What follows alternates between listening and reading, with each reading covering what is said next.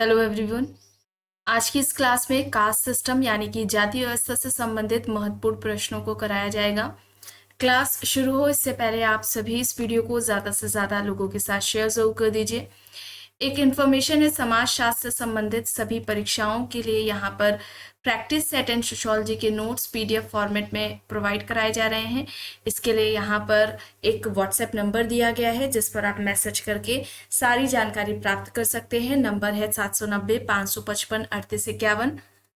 समाजशास्त्र के नोट्स की बात की जाए तो आपको ये सारे टॉपिक्स देखने को मिल जाएंगे। वन लाइनर में भी यहाँ पर नोट्स प्रोवाइड कराए जा रहे हैं एंड ये सभी परीक्षाओं को ध्यान में रखकर तैयार किए गए हैं। ध्यान रखिएगा, ये प्रैक्टिस सेट एंड सोशियोलॉजी के जो नोट्स हैं ये आपको पीडीएफ फॉर्मेट में मिल जाएंगे, ठीक है। और यहाँ पर अगर हम बात करें एमपी असिस्टेंट प्रोफेसर के प्रैक्टिस सेट की तो इसमें 1000 प्रश्न आपको देखने को मिलेंगे। एमपी असिस्टेंट प्रोफेसर का जीएस प्रैक्टिस में आपको टोटल 15 प्रैक्टिस सेट देखने को मिल जाएंगे एंड राजस्थान असिस्टेंट प्रोफेसर का जो जीएस प्रैक्टिस सेट है इसमें आपको टोटल 15 प्रैक्टिस सेट मिल जाएंगे, ठीक है। तो ये तो एमपी असिस्टेंट प्रोफेसर का हो जाएगा प्रैक्टिस सेट सोशियोलॉजी का एंड आपको इसमें सोशियोलॉजी के जो और प्रैक्टिस सेट हैं इसमें आपको देखने को मिलेंगे।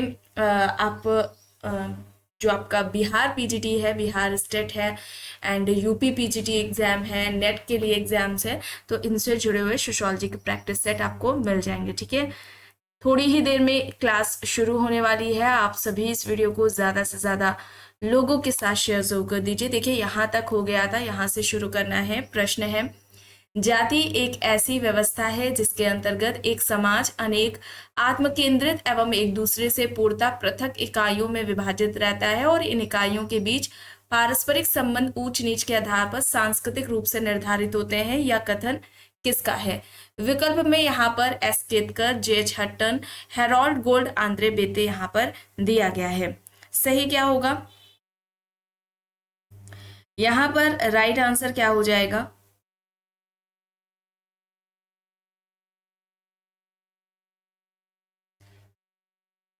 कौन सा विकल्प यहाँ पर सही होगा? Option B, JH. हट्टन, ठीक है। जे.एच. हट्टन यहाँ पर राइट होगा। और जे.एच. हट्टन की जो बुक है कास्ट से जुड़ी हुई, कास्ट इन इंडिया है, कास्ट इन इंडिया, ये जे.एच. हट्टन की बुक है, इंपॉर्टेंट है, याद रखिएगा। और केतकर की बात करें हम, ठीक है, एस.वी. केतकर की बात करें तो इनकी बुक का नाम है history of caste in India, history of caste in India, ठीक है। ये किसकी हो जाएगी? एस.वी. केतकर की हो जाएगी, history of caste in India. Caste in India ये हट्टन की बुक है, ठीक है। चलिए अब यहाँ पर देखिए, प्रश्न है, भारतीय जाति व्यवस्था में ऊर्ध्वाधर और क्षैतिज एकात्मकता की अवधारणा किसने दी है? ऑप्शंस में ल्यूडियोमो, हार्डीमैन, अंबेडकर और एम.एन. श्रीनिवास यहाँ पर दिया गया है। भारतीय जाति व्यवस्था में ऊर्ध्वाधर और क्षैतिज एकात्मकता की अवधारणा किसके द्वारा दी गई है? एम.एन. श्रीनिवास के द्वारा दी गई है। एम.एन. श्रीनिवास, विकल्प यहाँ पर डी हो जाएगा, ठीक है। विकल्प डी, एम.एन. श्रीनिवास यहाँ पर सही हो जाएगा। प्रश्न है, the caste system in northern India पुस्तक के लेखक कौन है? Blunt, Hutton, Risley, F G. Bailey यहाँ पर ऑप्शंस हैं। पुस्तक का नाम है the caste system in northern India. सही क्या होगा? सही यहाँ पर ब्लंट होगा, ठीक है। ब्लंट की पुस्तक है the caste system in northern India. प्रश्न है, अपनी जाति के प्रति वफादारी को क्या कहा जाता है जिसमें व्यक्ति अन्य जातियों के हितों की उपेक्षा करता है?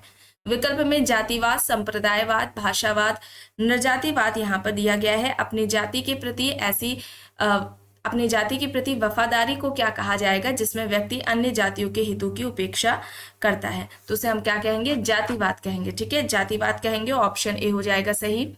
निम्न में से किस लेखक ने पश्चिमी समाज के अध्ययन में जाति की अवधारणा का प्रयोग किया है? W.L. Warner, Karl Marx, Max Weber, O.C. Cox यहाँ पर ऑप्शंस हैं। इनमें से कौन से लेखक हैं जिन्होंने पश्चिमी समाज के अध्ययन में जाति की अवधारणा का प्रयोग किया है?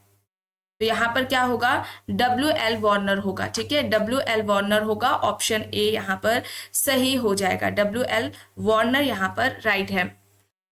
कथन है यहाँ पर, भारत प्रजातियों का अजायब घर है, कारण है भारत में अनेक जातियां मिलती हैं। तो क्या होगा? भारत प्रजातियों का अजायब घर है और भारत में अनेक जातियां मिलती। ये कथन कारण है। यहाँ पर कथन कारण दोनों ही सही होगा और कारण कथन की सही व्याख्या नहीं है। हट्टन के अनुसार जाति का कार्य पूछा जा रहा है, क्या है? सामाजिक व्यवहार को नियंत्रित करना, सामाजिक परिस्थिति का निर्धारण करना, सामाजिक सुरक्षा प्रदान करना और भारतीय समाज को एकता के सूत्र में पिरोना। हट्टन के अनुसार जाति का कार्य क्या है? क्या होगा यहाँ पर? कास्ट इन इंडिया इनकी बुक है हट्टन की, इंपॉर्टेंट है, याद रखिएगा। यहां पर क्या होगा? सामाजिक परिस्थिति का निर्धारण करना, विकल्प बी होगा। ठीक है। और जाति परिस्थिति कैसी है? प्रदत्त परिस्थिति में आएगा। जाति कैसी है? प्रदत्त परिस्थिति का उदाहरण है या प्रदत्त परिस्थिति से कहा जाएगा जाति को। अब देखिए यहाँ पर प्रश्न है, निम्न में से कौन सा कारक भारत में जातीय असमानता के उन्मूलन का कारण है?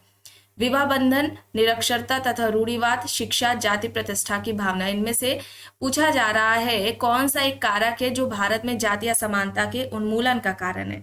तो क्या माना जाएगा यहाँ पर? एजुकेशन, शिक्षा को माना जाएगा। ऑप्शन सी यहाँ पर सही होगा। प्रश्न है, निम्न में से किस समाजशास्त्री ने जाति का विस्तृत अध्ययन किया? आर के Mukherjee, G S Ghurye, K M Kapadia, A R Desai. यहाँ पर विकल्प दिया गया है। जाति का विस्तृत अध्ययन बताइए।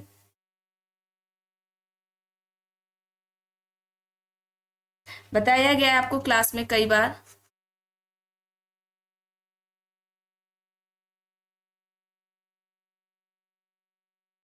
कास्ट क्लास एंड ऑक्यूपेशन किसकी बुक है? जीएस घुरिये की है। जीएस घुरिये ने अपनी इसी पुस्तक में जाति का सबसे पहले बात की थी और सबसे पहले व्यवस्थित तरीके से, इस तरीके से पूछा जाए व्यवस्थित तरीके से या विस्तृत अध्ययन किसने किया है, तो भी घुरिये ही होंगे। और जाति से संबंधित इन्होंने 6 विशेषताएं दी थी। याद रखिएगा, जाति प्रथा से संबंधित इन्होंने 6 विशेषताएं दी थी। उन 6 विशेषताओं की बात करें तो जो पहला है, समाज का खंडात्मक विभाजन है। समाज का खंडात्मक विभाजन, ये विशेषताएं पूछी जाती हैं, इन्हें याद रखिएगा। समाज का खंडात्मक विभाजन हो जाएगा। दूसरे की बात करें तो ये संस्तरण हो जाएगा। ठीक है, दूसरा क्या हो जाएगा? संस्तरण। तीसरा हो जाएगा भोजन व सामाजिक सहवास संबंधी। ठीक है, सहवास पर प्रतिबंध हो जाएगा। भोजन व सामाजिक सहवास पर प्रतिबंध हो जाएगा। चौथी विशेषता हो जाएगी विभिन्न जातियों की सामाजिक व धार्मिक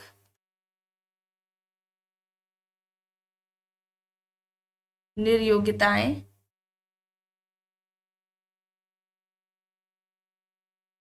व विशेषाधिकार।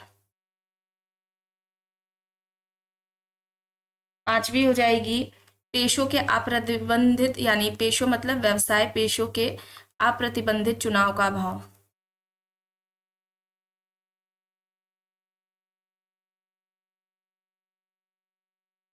और आखिरी है विवाह संबंधी। ठीक है, विवाह संबंधी हो जाएगा, विवाह संबंधी प्रतिबंध। ये इंपॉर्टेंट है,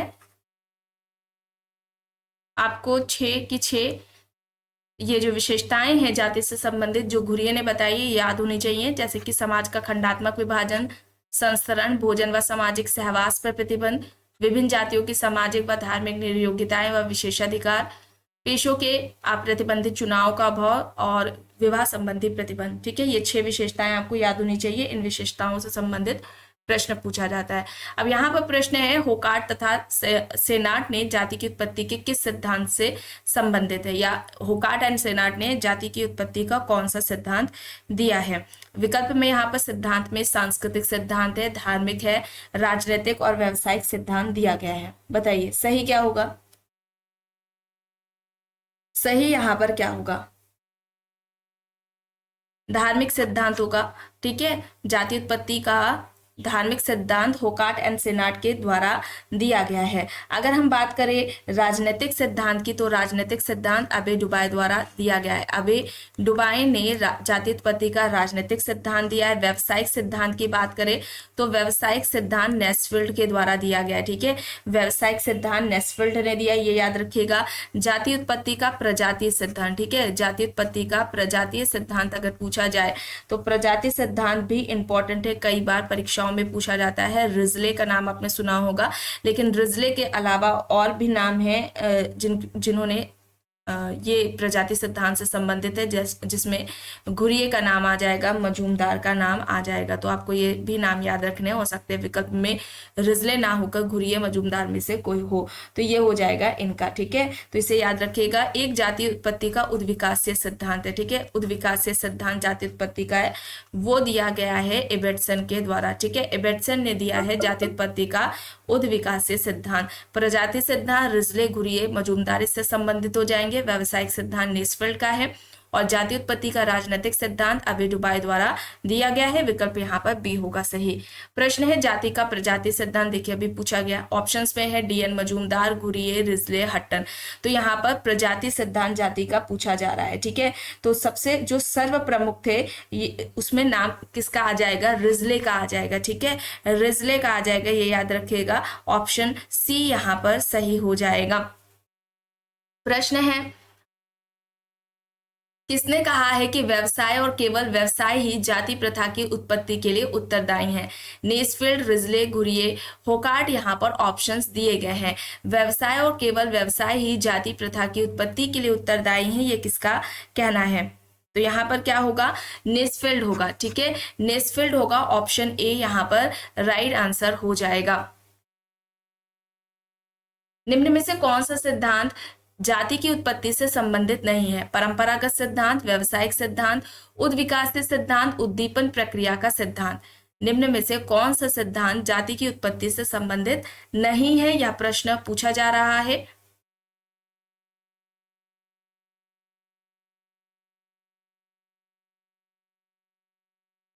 सही यहां पर क्या हो जाएगा,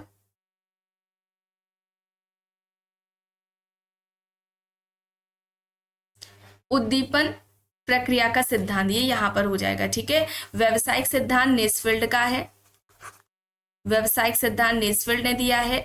उद्विकासीय सिद्धांत इबेटसन का है। ठीक है, ये यहां पर हो जाएगा। तो विकल्प डी यहां पर सही हो जाएगा।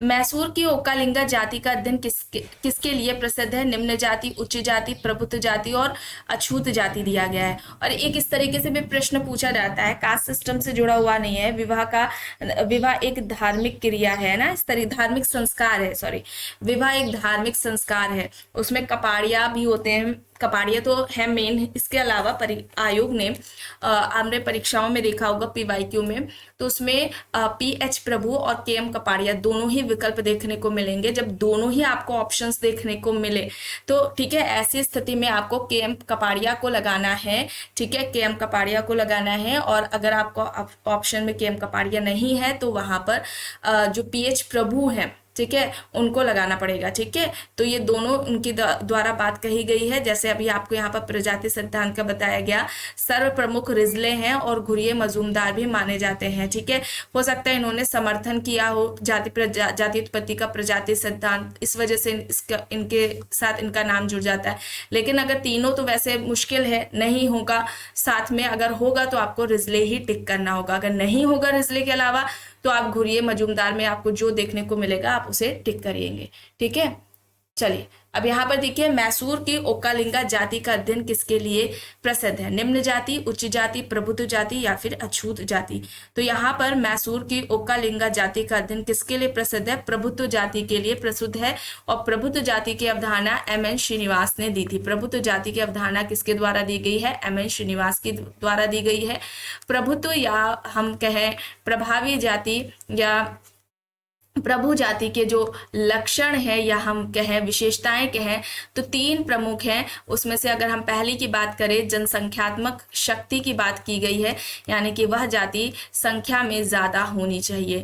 दूसरी उन्होंने आर्थिक शक्ति की बात की है। आर्थिक शक्ति से तात्पर्य यहाँ पर श्रीनिवास का था उसके पास, उस जाति के पास भू संपत्ति ज्यादा हो, लैंड ज्यादा हो। और तीसरा, राजनीतिक जब शक्ति की वे बात करते हैं तो राजनीतिक शक्ति से उनका तात्पर्य श्रीनिवास का था दबदबा, उस जाति का क्या हो, दबदबा हो, डोमिनेंट हो। तो ये 3 लक्षण प्रभुत्व जाति के श्रीनिवास द्वारा बताए गए थे, या प्रभुत्व जाति के निर्धारण की ये 3 आधार श्रीनिवास ने बताए थे, जिसके आधार पर हम किसी भी जाति को क्या कहेंगे कि वह डोमिनेंट कास्ट है, प्रभुत्व जाति है। ठीक है, चलिए अब यहाँ पर देखिए प्रश्न है, ऋग्वेद के किस भाग में केवल 4 जातियों का, जिन्हें वर्ण कहते हैं, उल्लेख किया गया है? पुरुष सूक्त, श्रुति, वैशाख, मीमांस, यहाँ पर ऑप्शन है। सही क्या होगा? ऋग्वेद के किस भाग में केवल 4 जातियों का, जिन्हें वर्ण कहते हैं, इसका उल्लेख किया गया है? तो यहाँ पर पुरुष सूक्त हो जाएगा, ऑप्शन ए यहाँ पर सही हो जाएगा। प्रश्न है, निम्न में से किसने जातीय संस्तरण की संकल्पना 4 प्रकारों, सांस्कृतिक, सार्वभौमिक विशिष्टता, संरचनात्मक सार्वभौमिक और संरचनात्मक विशिष्टता में बताई है? Andre Beteille, E.R. Leach, Yogendra Singh और AC मेयर यहाँ पर ऑप्शंस दिए गए हैं। जाति संस्तरण की संकल्पना के 4 प्रकार, सांस्कृतिक सार्वभौमिक व सांस्कृतिक विशिष्टता, इसके अलावा संरचनात्मक सार्वभौमिक और संरचनात्मक विशिष्टता में किसने बताए हैं? यहाँ पर सही क्या होगा? योगेंद्र सिंह होगा। ठीक है, योगेंद्र सिंह होगा, ऑप्शन यहाँ पर क्या हो जाएगा? सी हो जाएगा सही। योगेंद्र सिंह की अक्सर इंपॉर्टेंट बुक्स परीक्षाओं में पूछी जाती है, इससे पहले वाले क्लास में भी आपको बताया गया था, जिसमें अगर हम पहली बुक की बात करें तो ज्यादातर परीक्षाओं में पूछी गई है, ये है मॉडर्नाइजेशन ऑफ इंडियन ट्रेडिशन। ठीक है, ये इंपॉर्टेंट बुक है, modernisation of Indian tradition.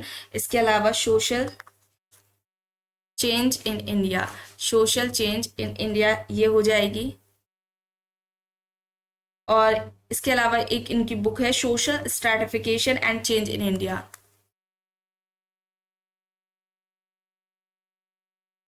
Important है, इसे याद करना है आपको।